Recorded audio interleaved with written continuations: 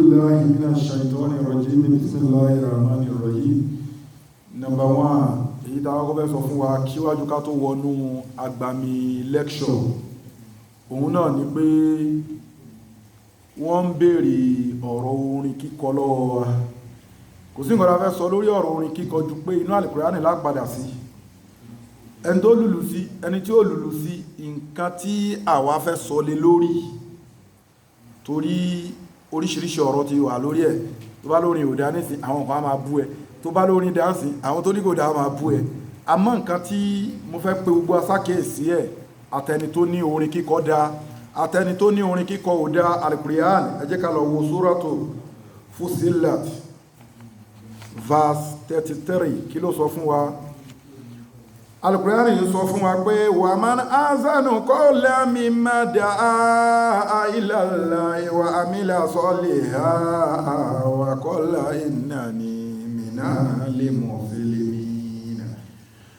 Wa man ahsanu qawlan mimman da'a ila Allahi wa amila salihan wa qala innani minal muslimin.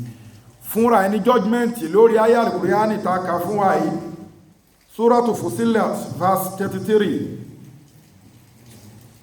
Judgment tó máa fúnra ẹ̀ ń bẹ̀ ni pé Ọlọ́run ọba ń sọ fún wa pé ẹni tóhun Ọlọ́run ọba regard, ọ̀rọ̀ tóhun Ọlọ́run ọba máa stampu, ọ̀rọ̀ tóhun Ọlọ́run ọba máa kan sára sí, ọ̀rọ̀ tóhun Ọlọ́run ọba máa fún ní máàkì bó ṣe wù ú, ẹni tó ń ṣe wáàsí ni, abẹ́ni tó ń kọrin ni, abẹni tó ń sọ̀rọ̀ ọ̀dárí ọ̀rọ̀ tí ò tẹ̀ ṣe wá sí tí ò tẹ̀ kí n jó lórí. Ọlọ́run ní ọ̀rọ̀ ẹni tó ọ̀rọ̀ tóun value, tóun Ọlọ́run fẹ́ máa gbọ́ sétí, tóun Ọlọ́run dẹ̀ value ni pé ọ̀rọ̀ tíyàn máa sọ tó jẹ́ pé ó máa fi pe àwọn èèyàn sójú ọ̀nà tòun Ọlọ́run.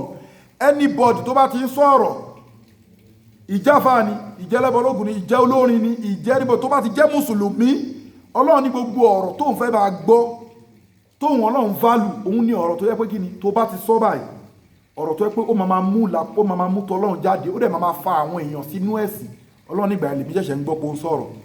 So anybody, ẹni tó ń kọrin nísìn tó bá ti rí pé ó ń kọrin torí pé kò pé orin tó ń kọ kò pèèyàn sójú ọ̀nà tọ́lọ́run, Ọlọ́run ló sọ fún MBO Suratu Fussilat, ó ní wa man ahsanu qawlan mimman da'a ila Allahi.